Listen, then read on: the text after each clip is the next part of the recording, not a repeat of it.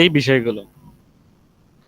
তো আমরা আমাদের সমন্বয়ের একটা এভাবে ধারাবাহিকভাবে কিছু প্রশ্ন নিয়ে আলোচনা করব।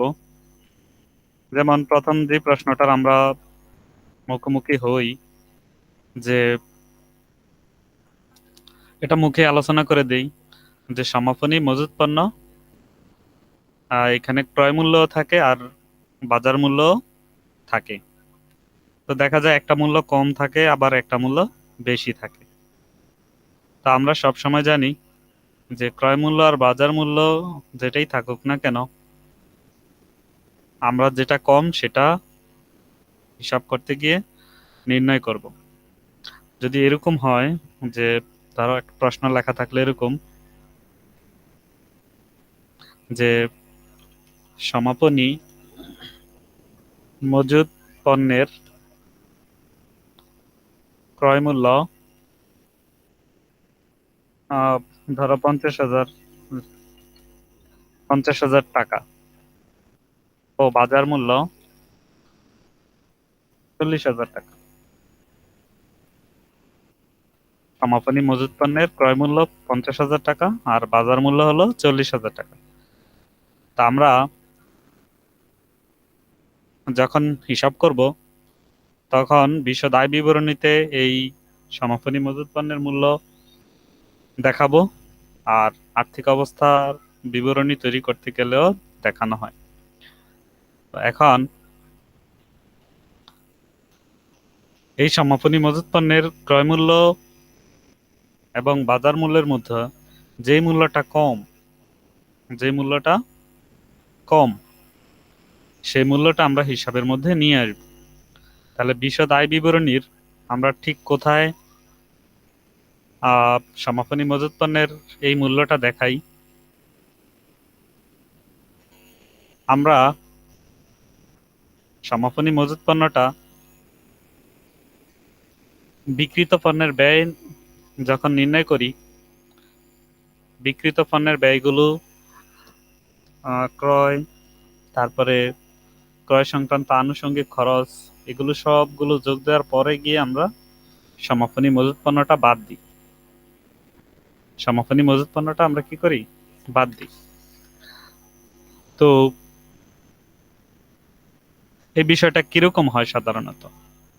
আমরা প্রথমে আয় বিবরণীর যে কাজটা করি সেটা হলো, আহ, আমরা নিট বিক্রয় নির্ণয় করি। নিট বিক্রয় কিভাবে নির্ণয় করি? আমরা সূত্রটা এরকম করে শিখছি, যে বিক্রয়, তারপরে লিখি কি, বাদ বিক্রয় ফেরত, বা অন্য যেগুলো আছে সেগুলো, বাদ বিক্রয় ফেরত।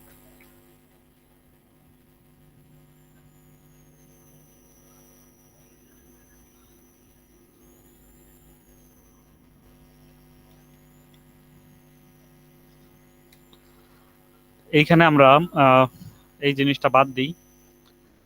বাদ দেওয়ার পরে আমাদের যে টাকাটা আমরা পাই সেই টাকাটার নাম দিই আমরা কি, নিট বিক্রয়।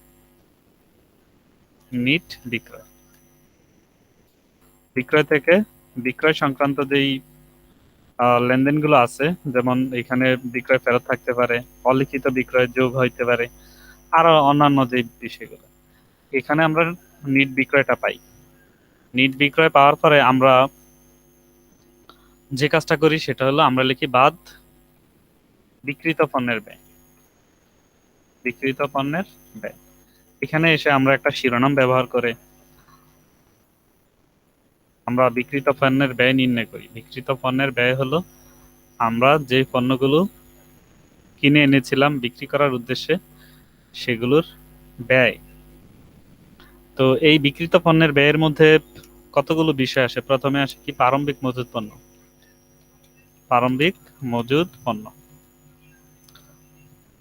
তো আমরা এই প্রারম্ভিক মজুত পণ্যটা কি করি, ইনার কলামে, ধরো এইটা হলো চূড়ান্ত কলাম, আমরা মজুত পণ্যটাকে কি করি, মজুত পণ্য এখানে ইনার কলামে রাখি, যেই কলামটা থাকে প্রারম্ভিক মজুত পণ্য। তারপরে আমরা আনি ক্রয়। হুম, আমরা এখানে কি আনি, ক্রয়। তো আমরা ক্রয় সংক্রান্ত আরো কিছু খরচ থাকে, আর এখানে বাদ ক্রয় ফেরত হইতে পারে, মানে নিট ক্রয় নির্ণয় করি আর কি, নিট ক্রয় নির্ণয় করি। তো ফেরত বাদ দেওয়ার পরে যা থাকে আমরা সেটা আহ, ডান দিকে হিসাবের মধ্যে নিয়ে যাই, ওই উপরের যে হিসাবের সাথে।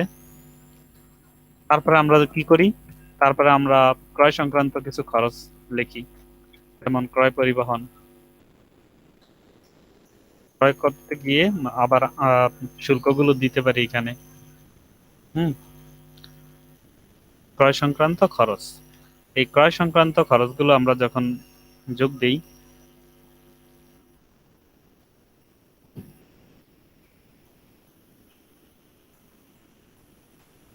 অর্থাৎ বিক্রিত পণ্যের ব্যয় নির্ণয় করতে গিয়ে প্রারম্ভিক মজুত পণ্য, তারপরে নিট ক্রয়, ক্রয় সংক্রান্ত অন্যান্য খরচগুলো যোগ দিয়ে যে রেজাল্ট আমরা পাই, যে রেজাল্ট আমরা পাই, সেই রেজাল্টের নিচে দিয়ে আমরা কিন্তু কি লিখি, বাদ সমাপনী মজুত পণ্য। সমাপনী মজুত পণ্য, মনে রাখতে হবে এটা সমন্বয়ের প্রশ্ন। সমন্বয়ের প্রশ্ন আমাদের হিসাবের দুই দিকে যায়। একটা হলো বিশদ আয় বিবরণী নির্ণয় করতে গিয়ে বিক্রিত পণ্যের ব্যয়ের নিচে বাদ দিতে হয়, এখানে এটা বাদ দিতে হয়। বাদ দেওয়ার পরে যে টাকাটা থাকে, যে টাকাটা থাকে সেই টাকাটা আমরা কি করি, আমরা আহ, যে পাশের ঘর যে আছে সেই ঘরে লিখে ফেলি, এইখানে আমরা লিখে ফেলি। একটু কথাটা দীর্ঘ হয়ে গেল, সংক্ষেপে হয়তো ব্যবহার করতে পারতাম। সেটা হলো বিক্রিত পণ্যের ব্যয় নির্ণয় করতে গিয়ে প্রারম্ভিক মজুত পণ্য, নিট ক্রয় এবং ক্রয় সংক্রান্ত খরচের পরে দিয়ে আমরা কি করি, সমাপনী মজুত পণ্যটা বাদ দিই। কোন মূল্যটা বাদ দেব, ক্রয় মূল্য আর বাজার মূল্যের মধ্যে যে মূল্যটা কম সেটা। এই এখানে কম মূল্যটা হলো 40,000, সে 40,000 টাকা বাদ দেবে। আরেকবার কোথায় যাবে, আরেকবার আর্থিক অবস্থার বিবরণীতে আমাদের যে ধাপ রয়েছে, সম্পদের যে একটা ধাপ, যে আহ, আমরা জানি আহ, সম্পদের কয়েকটা ধাপ আছে। একটা হলো স্থায়ী সম্পদ, তারপরে আসে কি দীর্ঘমেয়াদী বিনিয়োগ, তারপরে আসে চলতি সম্পদ। মূলত সমাপনী মজুত পণ্যটা চলে যাবে চলতি সম্পদের মধ্যে, যেই জায়গাটাতে আমরা একটা শিরোনাম দিই চলতি সম্পদ, সেই চলতি সম্পদে গিয়ে আমাদেরকে এই যে সমাপনী মজুত পণ্যটা, এই সমাপনী মজুত পণ্যটা সেখানে চলে যাবে। তাহলে ব্যাপারটা ক্লিয়ার হলো যে সমাপনী মজুত পণ্যটা দুই জায়গায় যায়। একটা হলো বিশদ আয় বিবরণী নির্ণয় করতে গিয়ে বিক্রিত পণ্যের ব্যয় থেকে, এই যে বিক্রিত পণ্যের ব্যয় থেকে কি করতে হয়, বাদ দিতে হয়। আর আরেকবার হলো চলতি সম্পদ নির্ণয়ের সময় সেখানে লিখতে হয়, চলতি সম্পদ নির্ণয় করতে গিয়ে লিখতে হয়। আচ্ছা, এরপর আমরা আরেকটা প্রশ্ন নিয়ে এটাকে খুব সহজে বলতে চাইলে বলতে পারি যে বিক্রিত পণ্যের ব্যয় বাদ সমাপনী মজুত পণ্য। তারপর আমরা আরেকটা কোশ্চেন নিয়ে আলোচনা করব। আমরা এই সমাপনী মজুত পণ্যের অনেক সময় আরেকটা প্রশ্ন এইভাবে দেখতে পাই, এটা প্রায় বোর্ড পরীক্ষাতে আসে। প্রশ্ন 2,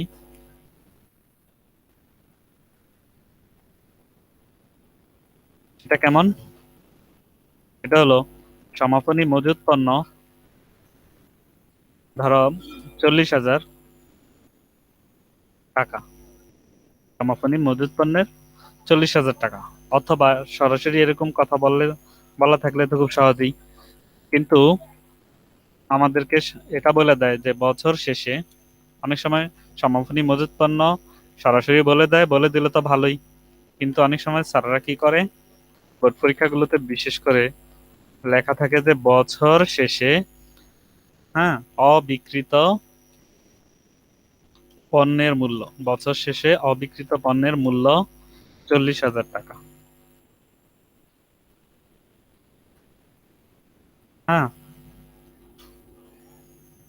সমাপনী মজুত পণ্য 40,000 টাকা, অথবা অথবা বলা থাকে কি বছর শেষে অবিক্রিত পণ্যের মূল্য। যখন সমন্বয়ের মধ্যে বছর শেষে অবিক্রিত পণ্যের মূল্য 40,000 টাকা লেখা থাকবে, তোমাকে মনে রাখতে হবে যে এই যে বছর শেষে যে অবিক্রিত পণ্যের মূল্যটা রয়েছে সেটাই সমাপনী মজুত পণ্য। তাহলে ঠিক একই রকম ভাবে আমরা, হ্যাঁ, বিক্রিত পণ্যের ব্যয়, এটা সংক্ষেপে লিখে দিই। বিক্রিত পণ্যের ব্যয়ের যে টাকাগুলো আমরা পাবো, হ্যাঁ, এই বিক্রিত পণ্যের ব্যয় নির্ণয়ে যে টাকাগুলো পাবো সেইখান থেকে আমরা বাদ এই সমাপনী মজুত পণ্য, সেখানে কিন্তু আমরা আহ, ওই অবিক্রিত পণ্যের মূল্য না লিখে সমাপনী মজুত পণ্যই লিখবো। এটা আমরা বাদ দেব। এটা আমরা কি করব? এটা আমরা বাদ দেব। তাহলে সমাপনী মজুত পণ্যের একটাই কথা, সেটা হলো বিক্রিত পণ্যের ব্যয় নির্ণয় করতে গিয়ে শেষে আমরা সমাপনী মজুত পণ্যটা বাদ দেব। আরেকবার কোথায় নিব? চলতি সম্পদ নির্ণয় করতে গিয়ে, আর্থিক অবস্থার বিবরণীর চলতি সম্পদ নির্ণয় করতে গিয়ে আমরা সেটা দেখাবো। 3 নম্বর, আমরা একটা প্রশ্ন, যে এরকম যদি থাকে কখনো কখনো আমরা দেখি যে বেতন, হ্যাঁ, বেতন বকেয়া আছে 4,000 টাকার।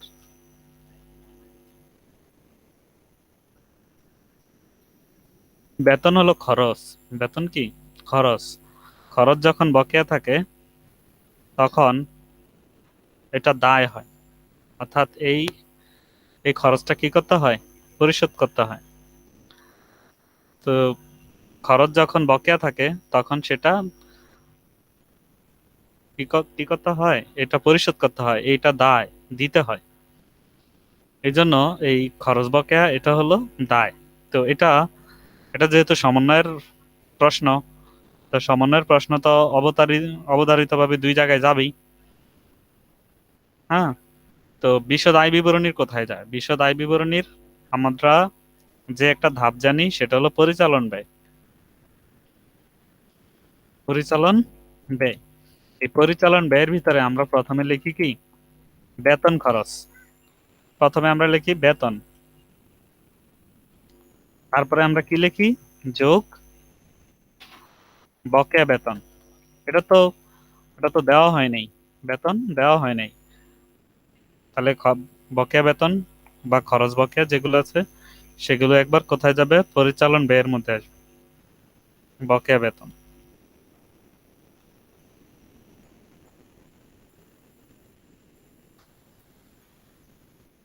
এই একবার পরিচালন ব্যয় নির্ণয় করতে গিয়ে দেখাই, খেয়াল রাখতে হবে বকেয়া যে খরচগুলো রয়েছে সেই বকেয়া খরচগুলো পরিচালন ব্যয় নির্ণয় করতে গিয়ে এই যে উপরে যে টাকাটা বেতন সেটা তুমি রেওয়া মিলেই খুঁজে পাবে, আর যেটা সমন্বয়ে বকেয়া বেতন আছে 4,000, সেটা ওই বেতনের সাথে মানে ওই খরচটার সাথে যোগ দিবে। তাহলে একবার যাবে কোথায়? বিশদ আয় বিবরণীর পরিচালন ব্যয়ের মধ্যে যাবে। আরেকবার এটা চলে যাবে দায় পাশে, চলতি দায়। হুম, হ্যাঁ, একটা হলো দীর্ঘমেয়াদী দায় আর একটা হলো চলতি দায়। চলতি দায়ের মধ্যে এই বকেয়া বেতনটা সরাসরি আমরা লিখে দেব বকেয়া বেতন। হুম, বকেয়া বেতন 4,000 টাকা লিখে দেব। তাহলে আমরা দেখতে পেলাম যে সমন্বয়ের প্রশ্ন দুই জায়গায় যাবে। একবার যাবে পরিচালন ব্যয় নির্ণয় করতে গিয়ে মূল বেতনের সাথে বকেয়া বেতন যোগ দিব। শুধু বকেয়া বেতন না, বকেয়া যত ধরনের খরচ আছে সেগুলো মূল খরচের সাথে যোগ দেব। আর এটা যেহেতু খরচ বকেয়া, এটা দায়, তাই এটা চলতি দায়ের পাশে চলে যাবে, চলতি দায়ের পাশে চলে যাবে। আচ্ছা, তারপরে আমরা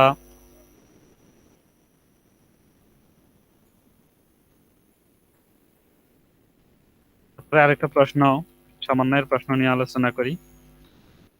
কখনো কখনো আমরা এমন দেখি যে 2 মাসের বেতন বকেয়া আছে। 2 মাসের বেতন বকেয়া আছে। 2 মাসের বেতন বকেয়া আছে। এখন 2 মাসের বেতন বকেয়া আছে, ঠিক আছে, কিন্তু আমাদেরকে আর বলে দেয় নাই সেই 2 মাসের বকেয়া বেতনটা ঠিক কত। কিন্তু তখন আমরা রেওয়া মিলে আমরা খুঁজবো যে আসলে রেওয়া মিলের বেতনটা ঠিক কত টাকা দেওয়া আছে। তখন আমরা দেখতে পাই যে রেওয়া মিলে বেতন ধরো 20,000 টাকা দেওয়া আছে।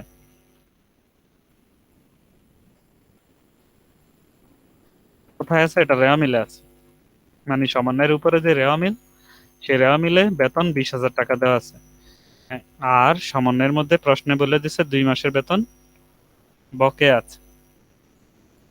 তাহলে বুঝতে হবে যে এই যে 20,000 টাকা, এই 20,000 টাকার ভিতরে 2 মাসের বেতন নাই। কেননা বলা আছে যে বেতন 20,000 টাকা, এই 20,000 টাকার ভিতরে সমন্বয়ের মধ্যে বলা আছে 2 মাসের বেতন বকেয়া আছে, তার মানে 20,000 টাকার মধ্যে 2 মাসের বেতন নাই। তাহলে 20,000 টাকার মধ্যে যদি 2 মাসের বেতন না থাকে, মানে বকেয়া থাকে, তার মানে 10 মাসের বেতন দেওয়া আছে। তাহলে 20,000 টাকা যে বেতনটা রেওয়া মিলের ভিতরে, সেটা 10 মাসের বেতন। কয় মাসের বেতন? 10 মাসের বেতন। তাহলে আমরা যদি এই 20,000-কে 10 দিয়ে ভাগ করি, 10 মাস দিয়ে ভাগ করি, তাহলে আমরা এখানে 1 মাসের বেতনটা পাবো। 1 মাসের বকেয়া বেতনটা পাওয়া যাবে। আবার 1 মাসের বেতনটাকে যদি 2 দিয়ে গুণ দেই, তাহলে আমরা 2 মাসের বকেয়া বেতনটা নির্ণয় করে ফেলতে পারবো। তাহলে এটা আমরা ঠিক কোথায় দিই? এটাও আমরা সে আগের মতো পরিচালন ব্যয়ের মধ্যে দিই। তো বেতন, রেওয়া মিলের ভিতরে বেতন হলো 20,000 যোগ বকেয়া, যোগ বকেয়া। তাহলে কিভাবে নির্ণয় করব? এই যে 20,000 টাকা, হ্যাঁ, এই 20,000 টাকাকে আমরা কি করব? ভাগ দিব। এই 20,000 টাকাকে আমরা ভাগ দিব 10 দিয়ে, কারণ এই 20,000 টাকা হলো 10 মাসের বেতন। 10 দিয়ে ভাগ করে, হ্যাঁ, যা পাবো তাকে আমরা গুণ দেব 2 দিয়ে। আমি গুণের চিহ্নটা এখানে স্টার চিহ্ন দিয়ে রাখছি, এটা খেয়াল রাখো। আচ্ছা, আমরা এটা দিয়েই দিই।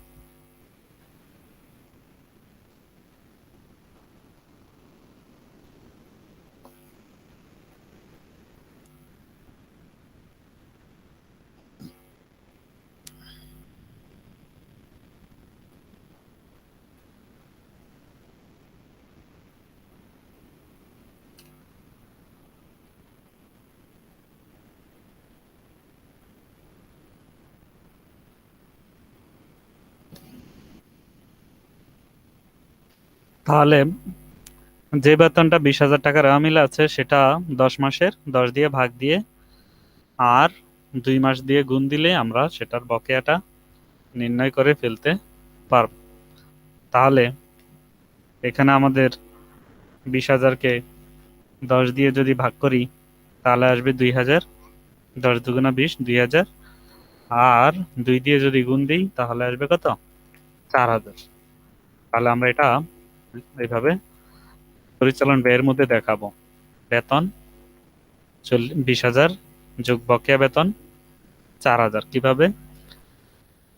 এই 20,000 টাকাটা হলো 10 মাসের, 10 দিয়ে ভাগ করলে 1 মাসেরটা পাওয়া যাবে, তারপর 2 দিয়ে গুণ দিলে 2 মাসেরটা পাওয়া যাবে। এটা গেল পরিচালন ব্যয়ের মধ্যে। আরেকবার কোথায় যাবে? আরেকবার যাবে সেই চলতি সম্পদের ভিতরে, চলতি দায়ের ভিতরে যাবে। কোথায় যাবে? চলতি দায় নির্ণয় করতে গিয়ে যাবে। যত ধরনের পরিচালন খরচগুলো আছে, সেগুলো যদি বকেয়া হয়, তাহলে এইভাবেই নির্ণয় করতে হবে। আচ্ছা, তারপরে আহ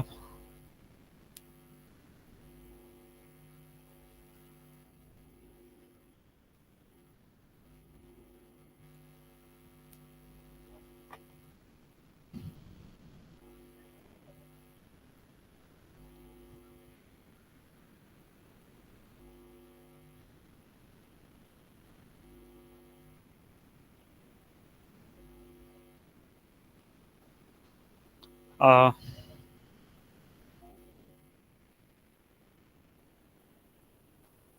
একটা প্রশ্ন দেখো, 6 নম্বর প্রশ্ন।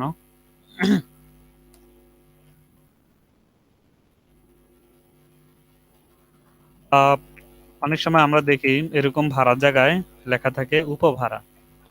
উপভাড়া হলো একটা আয়, মানে তুমি ভাড়া নিছ, তোমার যতটুকু রুম ভাড়া নিছ সেখান থেকে দেখা যায় যে তুমি 2 রুম ভাড়া নিছ।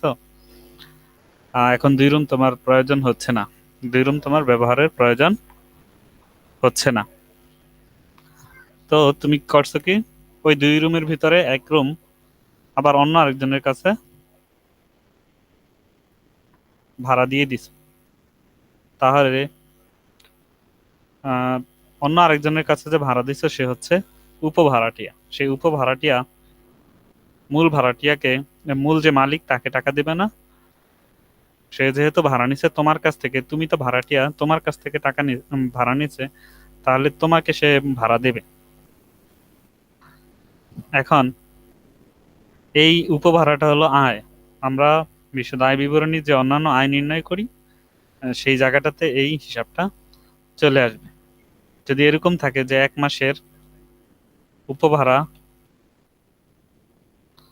অনাদায়ী রয়েছে, অনাদায়ী রয়েছে, 1 মাসের উপভাড়া অনাদায়ী রয়েছে,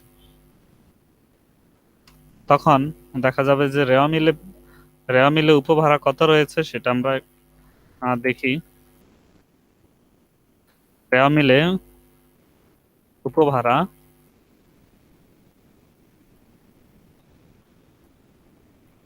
ধরো 22,000 টাকা আছে। রেওয়া মিলের ভিতরে উপভাড়া কত আছে?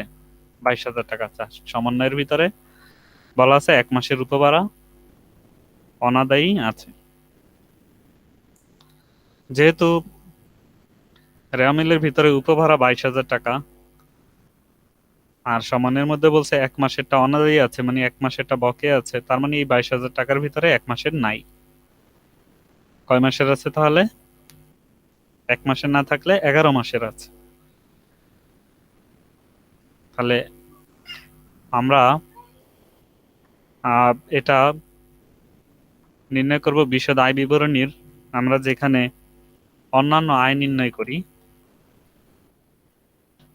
অর্থাৎ পরিচালন ব্যয় মোট মুনাফা থেকে পরিচালন ব্যয় বাদ দিলে আমরা যে পরিচালন মুনাফাটা পাই, তার নিচে দিয়ে আমরা অন্যান্য আয়টা কি করি? যোগ দিই। সেই অন্যান্য আয়ের আন্ডারে আমরা এই উপভাড়াটা পোস্টিং দিব। তাহলে উপভাড়া 22,000, না আমরা লিখবো কি যোগ অনাদায়ী। কিভাবে নির্ণয় করব? ঠিক যেভাবে নির্ণয় করেছিলাম বকেয়া বেতন, ঠিক সেভাবেই আমরা নির্ণয় করে দেব। দেখো কিভাবে আমরা নির্ণয় করব। আমাদের উপভাড়া হচ্ছে 22,000। উপভাড়া হচ্ছে কত? 22,000। বলছে যে এই 22,000-এর মধ্যে 1 মাসের উপভাড়া দেওয়া হয় নাই, তাহলে দেওয়া হয়েছে কত মাসের? 11 মাসের। তাহলে আমরা 22,000-কে 11 দিয়ে ভাগ দিলে 11 দুগুণা 22, পাবো কত? 2। তারপরে আমরা যত মাসের উপভাড়া পাই নাই, 1 মাসে পাই নাই, 1 দিয়ে গুণ দেব। তাহলে 22,000-কে 11 দিয়ে ভাগ দিয়ে 1 দিয়ে গুণ দিলে হবে কত? 11 দুগুণা 22, 2,000। এটা আমরা বিশদ আয় বিবরণীর অন্যান্য আয়ের মধ্যে দেখাবো। আরেকবার আমাকে আহ ওই যে চলতি যেই সম্পদ, সেই চলতি সম্পদে নিয়ে যাবো, কারণ এটা হলো আয় বকেয়া। এটা কি বকেয়া? আয় বকেয়া। আমরা জানি আয় বকেয়া হলো সম্পদ, আয় বকেয়া হলো সম্পদ। তাহলে আমরা চলতি সম্পদে দেখাবো কি? অনাদায়ী উপভাড়া, অনাদায়ী উপভাড়া, এই 2,000 টাকা সেখানে দেখাবো।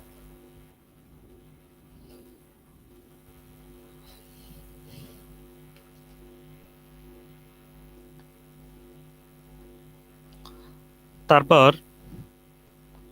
আমরা অগ্রিম কিছু খরচ তোমাদের সাথে সমন্বয় নিয়ে আলোচনা করি। 7 নাম্বার, যে অনেক সময় হয় কি যে অগ্রিম খরচ থাকে।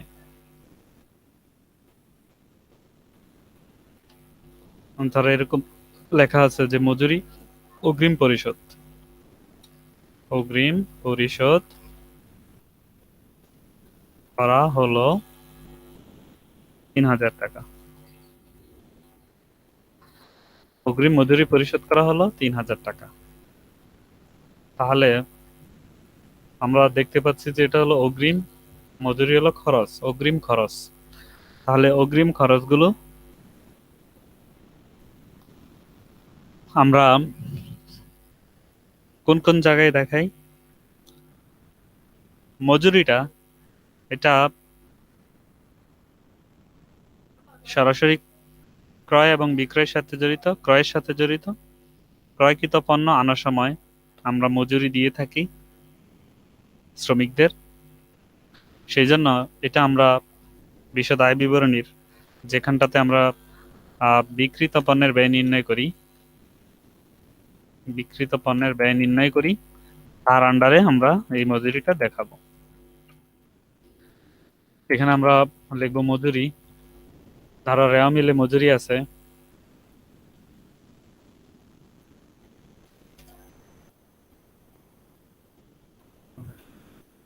রেওয়া মিলে মজুরি ধরো আছে 5000। হ্যাঁ, রেওয়া মিলে মজুরি আছে কত? 5000 টাকা।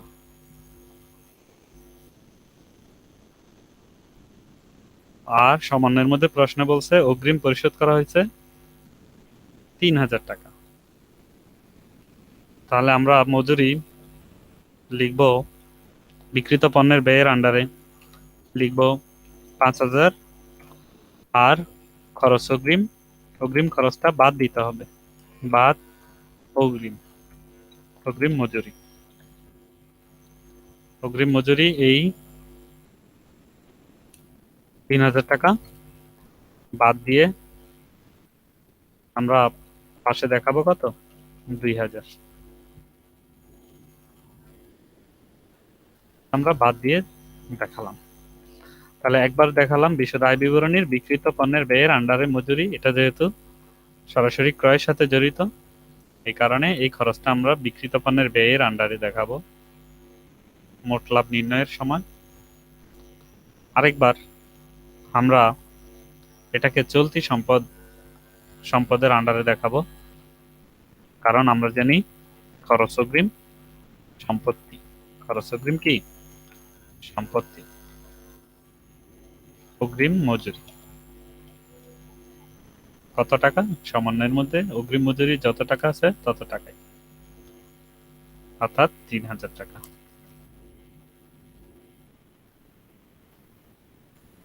তারপরের যে প্রশ্নটা নিয়ে আলোচনা করব, এরকম একই রকম ভাবে বীমা প্রিমিয়াম, অনেক সময় আমরা দেখি বীমা প্রিমিয়াম অগ্রিম দেওয়া আছে, কিন্তু বীমা প্রিমিয়াম বিক্রিত পণ্যের ব্যয়ের আন্ডারে না, সেটা পরিচালন ব্যয়ের আন্ডারে চলে যাবে। হুম, পরিচালন ব্যয়ের আন্ডারে চলে যাবে।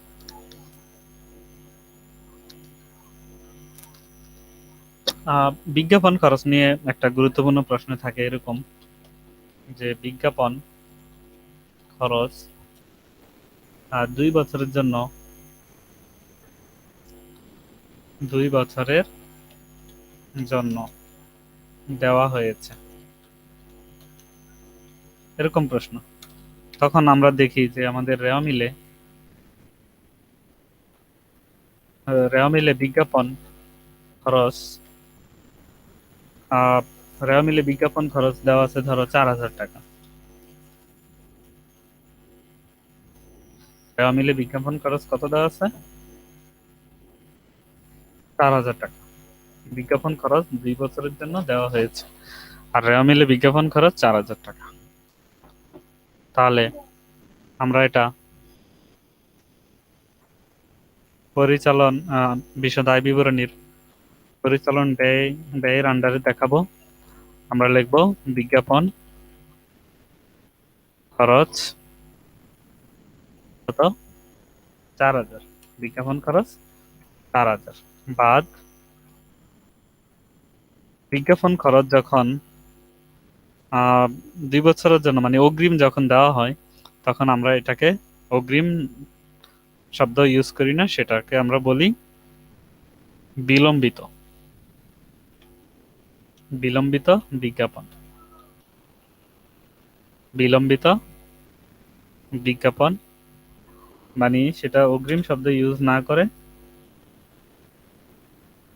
কি করা হয়, বিলম্বিত শব্দটা ইউজ করা হয়।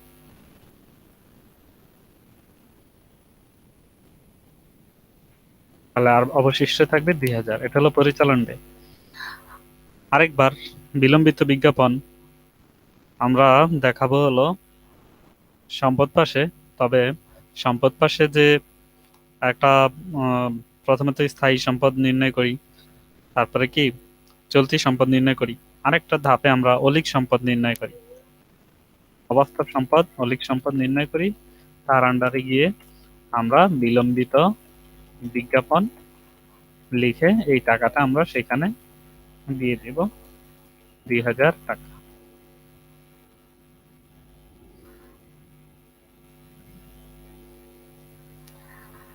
আহ, এই বিজ্ঞাপনটা কখনো কখনো অন্য আরেকটা ভাবে প্রশ্ন দেওয়া হয়। যেমন বলা হয় এরকম যে বিজ্ঞাপন খরচের আহ, এত অংশ অবলম্বন করো। যেমন ধরো প্রশ্নটা এরকম দিল, বিজ্ঞাপন খরচের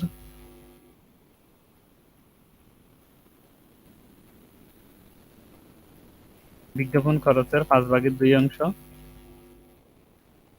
5/2 অংশ অবলম্বন করো।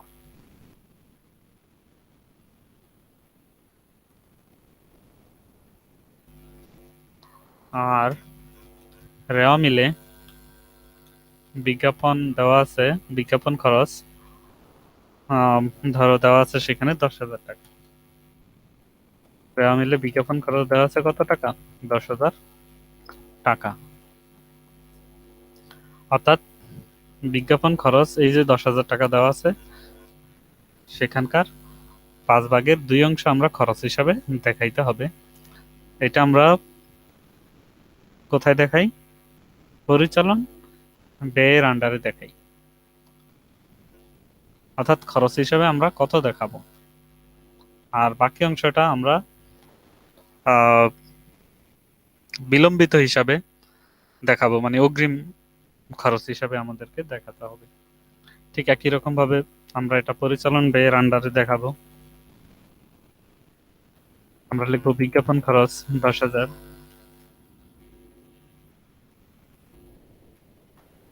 বাদ হ্যাঁ বিলম্বিত। তাহলে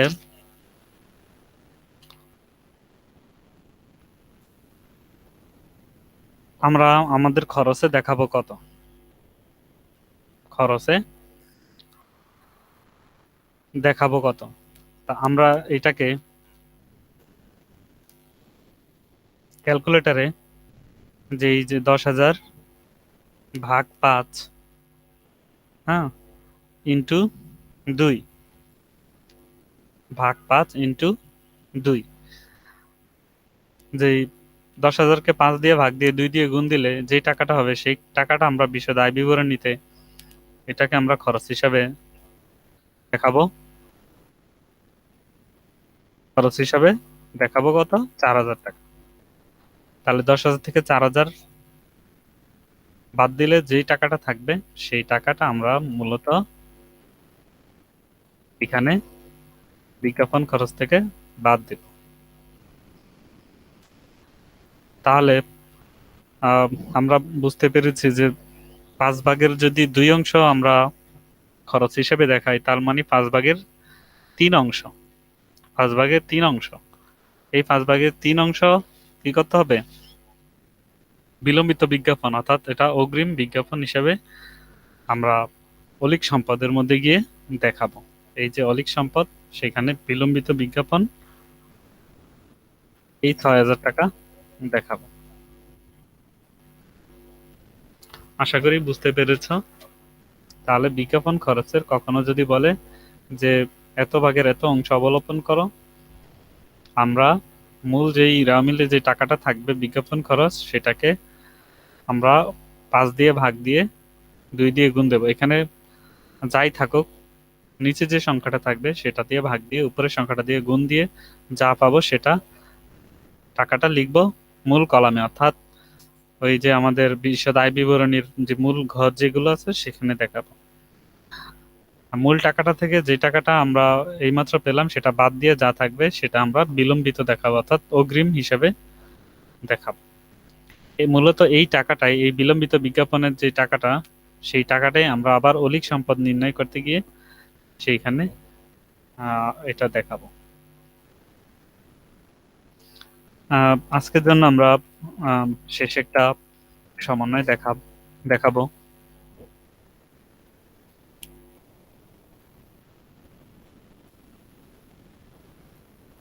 এখানে আমরা অনেক সময় শিক্ষানবিশ স্যালামি, হ্যাঁ, শিক্ষানবিশ স্যালামি নামে একটা সমন্বয় দেখতে পাই। একটা শিক্ষানবিশ স্যালামি আর একটা হলো শিক্ষানবিশ ভাতা।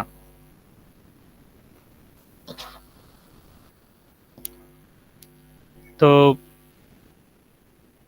শিক্ষানবিশ যেই স্যালামি রয়েছে, সেই শিক্ষানবিশ স্যালামিটা আমরা অন্যান্য যেই ব্যয় আছে সেই ব্যয়ের মধ্যে দেখাবো। আর আরেকটা হলো এটা চলতি দায় নির্ণয়ের সময় দেখাবো। গুরুত্বপূর্ণ যেই আরেকটা বিষয় আছে সেটা হলো বিনিয়োগের সুদ। হুম, এটা এটা প্রায় থাকে, বিনিয়োগের সুদ। বিনিয়োগের সুদ অনাদায়ী আছে, অনাদায়ী আছে। কারণ এই কথাটা শুধু লিখে দিল যে বিনিয়োগের সুদ অনাদায়ী আছে, অনেক সময় টাকার পরিমাণ উল্লেখ না দিয়ে এভাবে লিখে দেয় যে বিনিয়োগের সুদ অনাদায়ী আছে। তখন রেওয়া মিলের ভিতরে হয়তো এরকম থাকে যে রেওয়া মিলে বিনিয়োগ লেখা থাকে এইভাবে, ওই যে 10 রেওয়া মিলে এরকম থাকে যে 10% বিনিয়োগ। হুম, তখন টাকার পরিমাণটা সামনে লেখা থাকে যে 10% বিনিয়োগ, যেমন ধরো 35,000 টাকা। 10% বিনিয়োগ 35,000 টাকা। এখন এই যে 10% বিনিয়োগ, সেটা আমরা কোথায় দেখাই?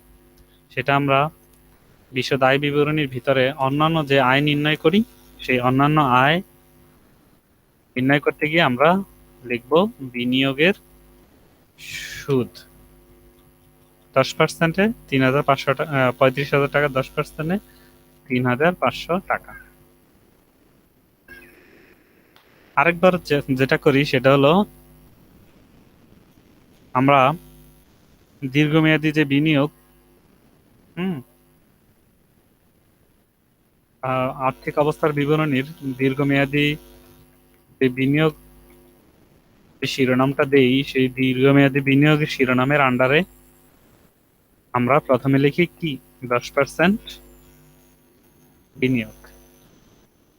এটা সরাসরি টাকাটা আমরা বসিয়ে দিই কত, ওই মূল টাকাটা 35,000। তার নিচে দিয়ে আমরা যেই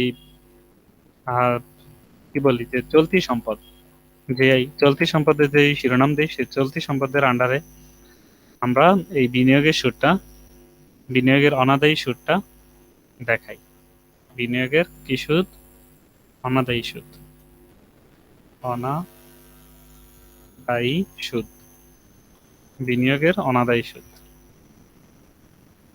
এটা হলো আয় বকেয়া, বিনিয়োগের অনাদায়ী সুদ। কি বকেয়া? আয় বকেয়া। আয় বকেয়া সম্পদ, এই কারণে এইখানে আমরা এটা আলাদা দেখাই। এটা যদি তুমি 10% বিনিয়োগ সেখানে যদি যোগ দিয়েও দেখাও তাহলে হবে, আলাদাভাবে চলতি সম্পদের মধ্যে দেখাও সেটাই ভালো হবে। তো শিক্ষার্থী বন্ধুরা, আমরা আগামী ক্লাসে আরো সমন্বয়গুলো নিয়ে আলোচনা করব। সে পর্যন্ত তোমরা ভালো থাকবে। আল্লাহ হাফেজ। আসসালামু আলাইকুম রহমতুল্লাহি ওয়া বারাকাতুহু।